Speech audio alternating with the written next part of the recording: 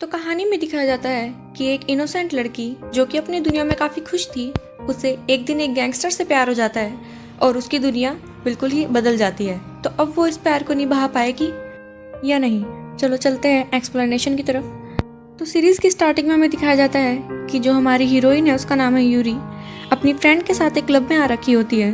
वहाँ पर वो अपने लिए बीएफ ढूंढ रही होती है और इतने में वहाँ पर एक लड़का आता है, उसका बदतमीजी करने लगता है जो यूरी को काफ़ी अनकंफर्टेबल करता है और वो उसके साथ उसकी काफ़ी बहस हो जाती है।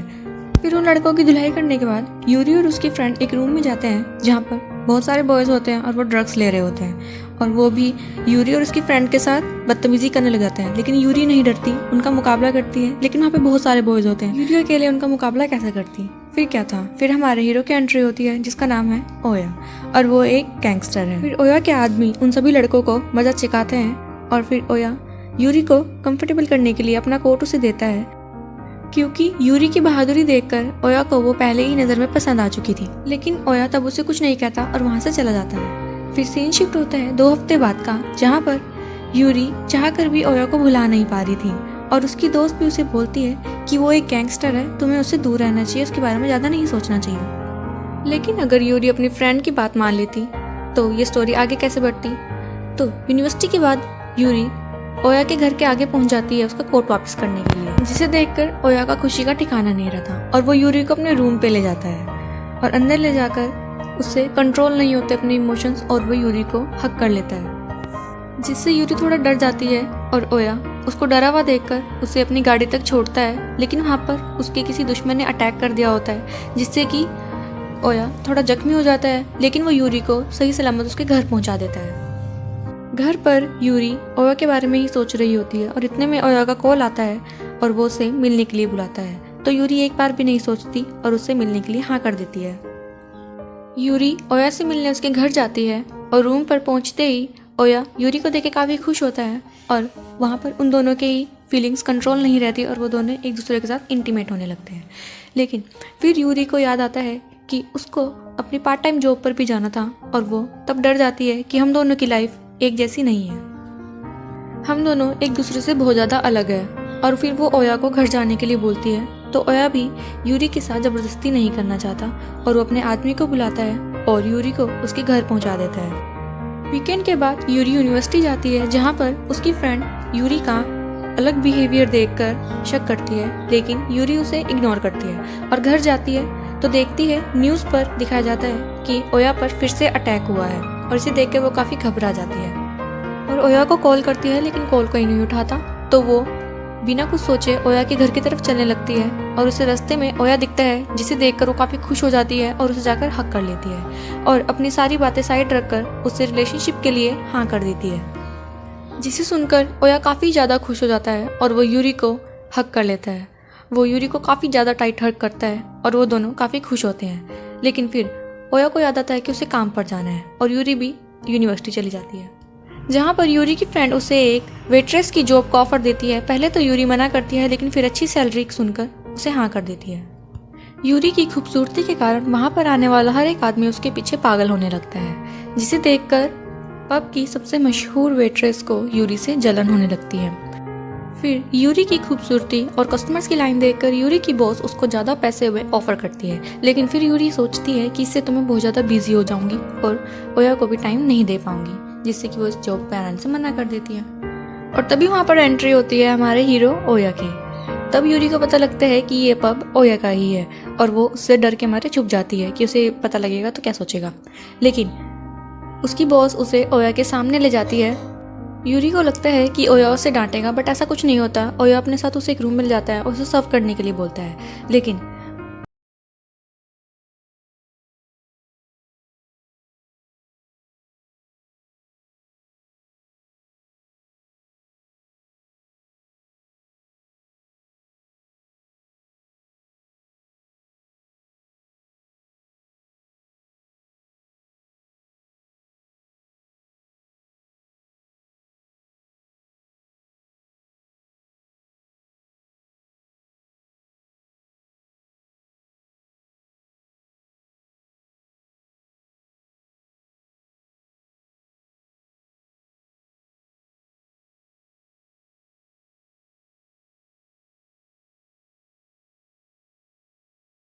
होती है और अपनी होती है और इतने में उसे पब की बॉस दिखती है जो यूरी को कुछ बातचीत के लिए बुलाती है। तो यूरी ओया के मना करने के बाद भी उसके साथ पब चली जाती है और वो लेडी यूरी से बोलती है कि भले ही ओया एक अच्छा इंसान है लेकिन जो वो काम कर रहा है वो खतरे से खाली नहीं है और तुम्हें अपनी लाइफ को ऐसे खतरे में नहीं डालना चाहिए। जिसे सुनकर यूरी थोड़ा घबरा जाती है और वो दोनों आपस में बात कर ही रहे होते हैं कि वहाँ पर ओया का बॉस ड्रिंक ले आ जाता है। तो पब की ऑनर उसे ड्रिंक देने जा ही रही होती है कि वहाँ पर कुछ गुंडे आ जाते हैं और सब सामान इधर उधर फेंकने लगते हैं, जिसे देखकर यूरी को काफ़ी गुस्सा आता है और वो उन गुंडों को सबक सिखाती है। फिर वो गुंडे वापस यूरी पर अटैक करने वाले होते हैं कि होया का बॉस उन्हें सबक सिखाता है और वो गुंडे माफिया के बॉस को देखकर वहाँ से भाग जाते हैं। फिर यूरी को होया के बॉस के बारे में पता लग जाता है और होया का बॉस सीट पर बैठकर यूरी को बोलता है कि मैं तुम्हें वार्न कर रहा हूँ कि तुम होया की ज़िंदगी से चले जाओ। लेकिन यूरी पहले तो डर जाती है लेकिन फिर बाद में उसका डट कर जवाब देती है और उसका सपोर्ट के लिए वहाँ पे होया भी पहुँच जाता है। और तब होया अपने बॉस की आंखों में आंखें डालकर उसे साफ बोल देता है कि ये ऐसा नहीं करेगी। फिर जब ओया का बॉस वहाँ से जाने लगता है तो पब की ओनर ओया को बोलती है कि तुम्हारा बॉस यूरी के प्यार को समझ गया था लेकिन फिर भी उसने उससे क्वेश्चन किया, लेकिन अगर वो ये बोलता कि तुम्हारे ओया की लाइफ में होने से ओया की लाइफ को प्रॉब्लम है तो तब वो तुम्हें छोड़ देती। जिससे ओया को पता लग जाता है कि वो सिर्फ यूरी को टेस्ट करने के लिए आया था। इसके बाद सबसे पहले ओया उन्हीं गुंडों को सबक सिखाने गया था और फिर वो वापस घर आता है और यूरी के साथ टाइम स्पेंड करता है क्योंकि यूरी काफ़ी डरी हुई थी और यूरी ओया के प्यार में इतनी पागल हो चुकी थी कि उसे छोड़ना भी नहीं चाहती थी। फिर वो आगे की ज़्यादा ना सोचते हुए अपने प्रेजेंट को एंजॉय करने लगते हैं। फिर अगले दिन यूरी उसी पब के ओनर के पास जाती है उससे मिलने के लिए क्योंकि वही उन दोनों के रिलेशनशिप के बारे में जानती थी और उनसे बात करके यूरी को अच्छा लगता था। इतने में वहाँ पर पब की एक पुरानी वेट्रेस आ जाती है जो कि होया को पहली नज़र में ही प्यार कर बैठी थी लेकिन होया उसको बिल्कुल भी नहीं देखता था। तो वो यूरी को देख के काफ़ी जेलस हो जाती है। फिर वो यूरी के साथ बैठ जाती है और देखती है कि उसने होया के लिए एक गिफ्ट ले रखा है तो वो उस गिफ्ट को अपने गिफ्ट के साथ एक्सचेंज कर देती है और उसमें अपना एक कार्ड नंबर भी डाल देती है। और होता भी ऐसा ही है। जब यूरी घर जाती है तो वो देखती है कि गिफ्ट बिल्कुल एक्सचेंज हो चुके हैं और सोचती है कि ये सब गलती से हो गया है। फिर वो कार्ड पर लिखे नंबर पर कॉल करती है और चोको उसे मिलने के लिए बुलाती है और उसे वहीं मिलाती है जहाँ पर होया ने जाने से मना किया था लेकिन उसको तो अपना गिफ्ट वापस चाहिए था तो वो उससे मिलने वहाँ पे चली जाती है। फिर हम देखते हैं कि वहाँ पर चोको ने 2-3 गुंडों को भेजा होता है जो कि यूरी को तंग कर रहे होते हैं और चोको भी ये सब देखकर काफ़ी खुश हो रही होती है। इतने में वहाँ पर हमारा हीरो अपनी हीरोइन को बचाने आ जाता है और हमें वहाँ पर यूरी और होया की बातें सुनकर पता लगता है कि यूरी ने पब में जाने से पहले होया को कॉल पर सब कुछ बता दिया था, जिससे कि होया चोको की सारी साजिश को समझ जाता है और यूरी को वहाँ पे अकेले जाने देता है ताकि वो रंगे हाथों चोको को पकड़ सके। पहले वो अपने आदमियों को कहकर उन गुंडों को पिटवाता है और फिर चोको को समझाता है, लेकिन फिर यूरी को घर भेज देता है और चोको को उसी पब पे ले जाता है और उसे बोलता है कि ये तुम्हारे पास आखिरी मौका है, मैं तुम्हें छोड़ दूंगा लेकिन उसके बदले तुम आगे से मुझे कभी मत दिखना।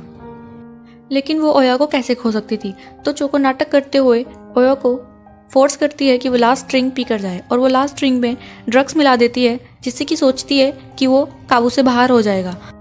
लेकिन चोको ये भूल गई थी कि होया एक गैंगस्टर है और वो ऐसी सिचुएशन फेस करता रहता है। तो होया मज़े से ड्रिंक पीता है और चोको को बाय कहकर वहाँ से निकल जाता है, जिससे कि चोको की साजिश धरी की धरी रह जाती है और वो रोने लग जाती है। और इसके बाद होया काफ़ी नशे में हो जाता है लेकिन उसके सारे मज़े यूरी ले लेती है और वो दोनों का रिश्ता पहले से भी ज़्यादा स्ट्रॉन्ग हो जाता है क्योंकि वो एक के बाद एक मुश्किलों का सामना करते हुए आगे ही बढ़ते जा रहे थे। फिर नेक्स्ट डे होया जब यूरी को बाय बोलकर अपने काम पर जा रहा होता है तो उसके घर से बाहर 2 डिटेक्टिव उन दोनों को साथ में देख लेते हैं, जिसमें से एक यूरी के बचपन का दोस्त होता है जिसका नाम जिन होता है। तो वो यूरी को अपने साथ ले जाता है और उससे पूछता है कि तुम उसकी गर्लफ्रेंड हो। तब यूरी साफ मना कर देती है क्योंकि उसका दोस्त जिन उसकी मॉम के कांटेक्ट में होता है तो वो नहीं चाहती कि बात घर तक जाए। लेकिन वो एक डिटेक्टिव से कितनी देर तक झूठ छुपा सकती थी। तो जिन उसको ज़बरदस्ती घर ले जा रहा होता है तो होया का आदमी उसे देख लेता है और होया को इन्फॉर्म कर देता है। लेकिन घर पर ले जाकर जिन यूरी को एक रूम में लॉक कर देता है और उससे होया से ब्रेकअप लेने के लिए बोलता है और बात बात में ही अपनी फीलिंग्स भी जाहिर कर देता है और उसे बोलता है कि तुम मेरी गर्लफ्रेंड बन जाओ।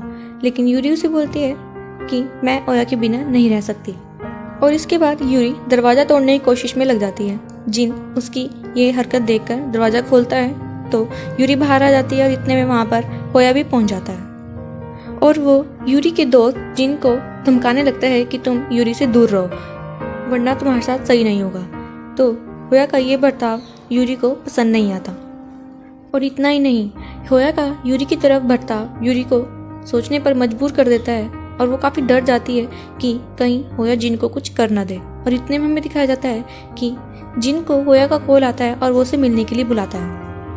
तो जिन ओया के घर पर आता है तो सबसे पहले ओया अपने रूड बिहेवियर के लिए जिन से माफ़ी मांगता है और उसे बोलता है कि मेरे और यूरी के बीच में मत आओ, हम दोनों को कोई अलग नहीं कर सकता। अगर तुम ऐसा फिर भी चाहते हो तो तुम्हें ओया को मारना होगा। और वो ये बोलते ही जिन को एक बंदूक भी दे देता है, लेकिन जिन तब कुछ नहीं कर सकता था क्योंकि वो ओया के घर पर था। तो जिन उसे बोलता है कि एक दिन ऐसा आएगा जब मैं तुम्हें अरेस्ट कर लूँगा और यूरी के पास कोई और चांस नहीं बचेगा, उसे मुझे ही चुनना पड़ेगा और तब वो तुमसे नफरत करेगी। ओया जिन की बातें सुनकर थोड़ा घबराया, लेकिन उसको अपने प्यार पर विश्वास था। तो अगले सीन में हमें दिखाया जाता है कि ओया और यूरी साथ में बैठे होते हैं और ओया सीना तान कर जिन को बोल तो आता है कि वो और यूरी का रिश्ते को नज़र नहीं लगेगी, बट दिल में ही घबरा रहा होता है कि क्या पता यूरी उसे छोड़ दे।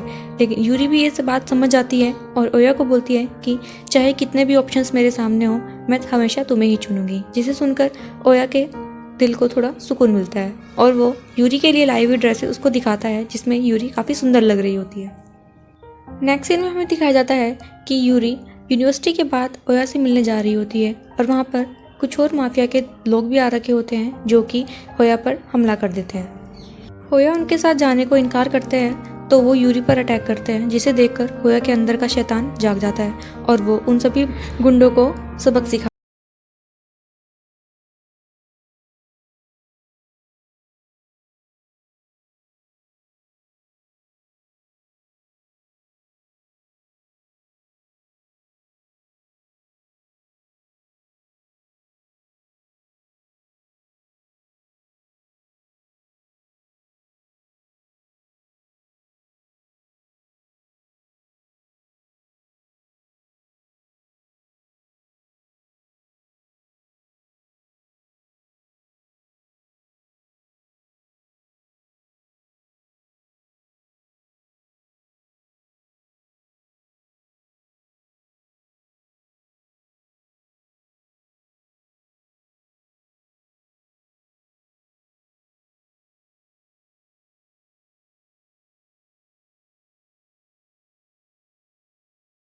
थी, तो वो उस पर आंच भी कैसे आने देता।